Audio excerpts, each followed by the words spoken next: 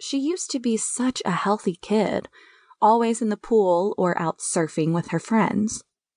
But not anymore.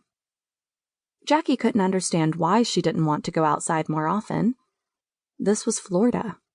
December was a great time to be outside, often the best time of the year. "You think there are enough cookies, Mommy?" Tobin said, concerned. Jackie chuckled. "I think Santa will be very happy. Now, off to bed. You know Santa doesn't come till you're sound asleep, right?" Tobin's face lit up. He sprang for the stairs. "Come on, Mommy. I have to go to bed now. Hurry." Jackie smiled and walked toward the stairs. I'm coming. She glanced back at the milk and cookies before following her son up the stairs, wondering, hoping and praying that Tobin wouldn't cry the next morning when he realized Santa hadn't been there yet. Otherwise, it might end up being a very long December.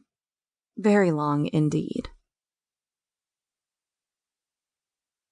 Chapter 2. Santa is the best, Mommy. I love Santa. Tobin yawned as he spoke.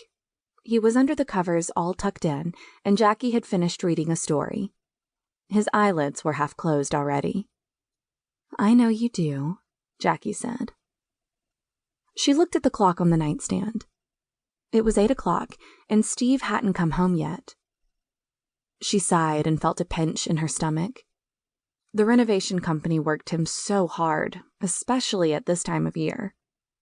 They had barely finished hurricane season with all the extra debris they had to get rid of, and this year it was worse than it had been in years, since Irma had rushed through the entire state.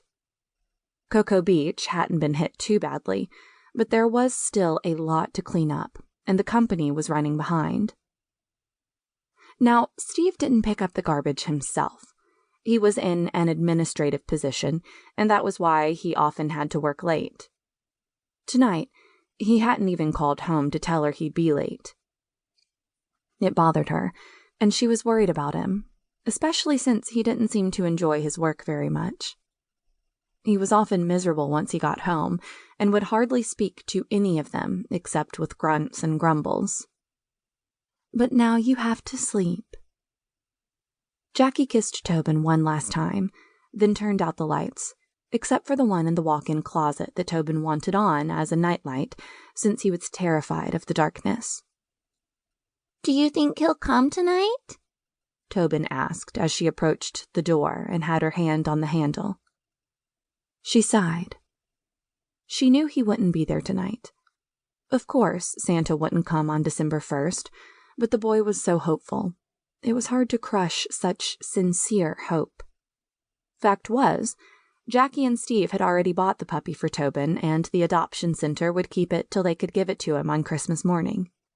But she could hardly tell him that, could she? It would ruin the surprise, and since he so sincerely believed it was Santa who brought the presents, she could hardly let herself destroy that. It would come out at some point and ruin all the magic of Christmas. She remembered the day Alyssa came home from school and told her mother that none of the other kids believed in Santa anymore, and so now she didn't either. You gotta believe in Santa, Jackie had told her. Secretly, she suspected that Alyssa still believed, but just didn't dare to say it. Jackie once believed she had seen him. Jackie chuckled at the memory when walking out of Tobin's room and approaching Alyssa's door. It was covered in signs telling everyone to stay out, to knock before entering. She couldn't have been much more than 5 or 6 when it happened. It wasn't on Christmas Eve when most people usually saw him. It was in the middle of December when she had heard the rustling from downstairs and hurried down. She had spotted Santa in her living room, sitting in her dad's recliner. As he saw her, he tapped his lap and signaled for her to come and sit on it, and so she had.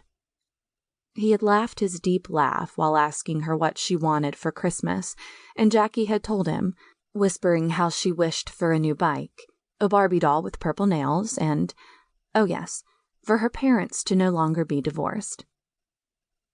Santa had laughed, holding his stomach, then told her he couldn't give her all of that, but he could give her something else.